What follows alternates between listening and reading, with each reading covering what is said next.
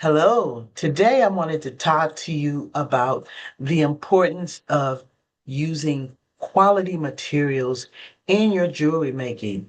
Now, if you're just getting started in jewelry making, it's important to identify the types of jewelry you want to make and the types of materials that you want to use. In my case, I use natural gemstones to make my jewelry. Other people might use ceramic or glass beads, but I particularly will use natural gemstones.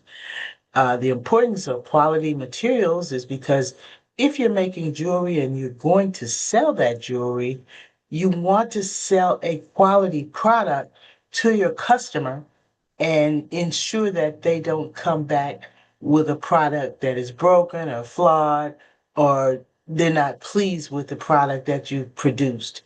In my case, I found that there are some chain jewelry stores in the area, but they don't have the quality of beads and materials that I prefer. There was a chain, and I won't mention their name. They closed nationally last year, but I bought a couple of beads from them, and the problem with the beads were they were mislabeled, they were poor quality, and they were trying to pass them off as stones that they were not. For example, many of their products were imported from China, but they weren't good quality. So I ended up ordering quite a few of my beads online, and I have some suppliers that I work with that have proven the test of time. So when you are choosing, for example, gemstones or products of that nature, identify the quality. How long has that company been um, in business? What's the track record of that company?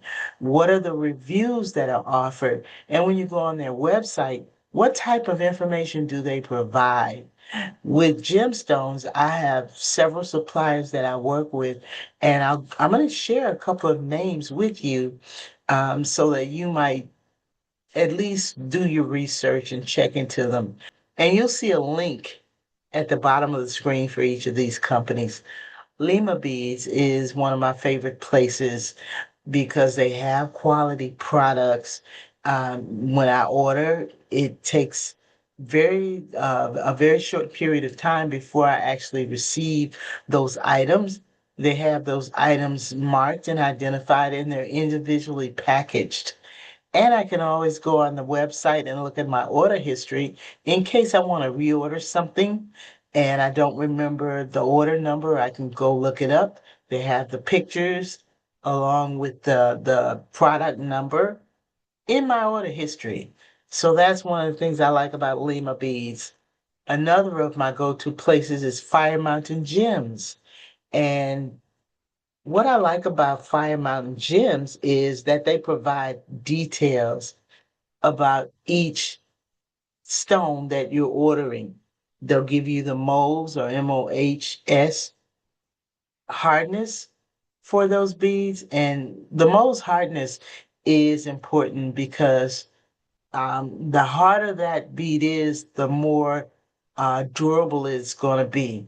Sometimes you buy beads from places and they're real brittle.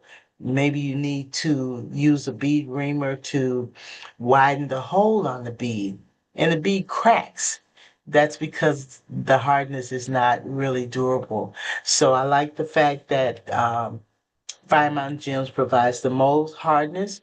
They'll provide hole size and the grade of quality of the bead.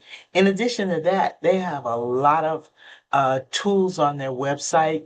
There's a tab called Learn where you can go look at videos. They even have a video for people who are just starting or wanting to start making jewelry. A wealth of educational materials provided on the Fire Mountain Gems website. And last but not least is the Indian Jewelry Supply. I really like Indian Jewelry Supply because I've gotten some nice turquoise off their website and some of the other gemstones. The one thing that I'll caution about the Indian jewelry supply is that they also have glass beads listed under the gemstone bead heading. So you really want to be careful about that. I mean, they do label them as glass, but for me, I would not personally list glass beads under gemstones because they're not gemstones. So I just wanted to share some information with you, especially if you're just getting started, or maybe you've been working with glass or ceramic beads and now you want to shift over to uh, using gemstones in some of your jewelry projects.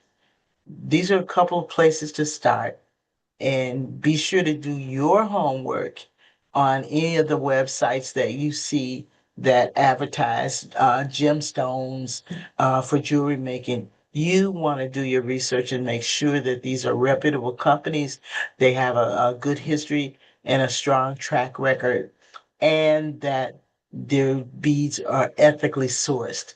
That's another important thing, that they're ethically sourced. It's very important that you want to make sure that the products that you make from beads that you purchase from somewhere are not called into question by a customer as not being authentic gemstones, or not being high quality, or that they're very brittle and they break for whatever reason. So I hope this has been beneficial to you, and I'll be bringing you more of these types of tips in the future. So happy 2026 to you all, and happy jewelry making.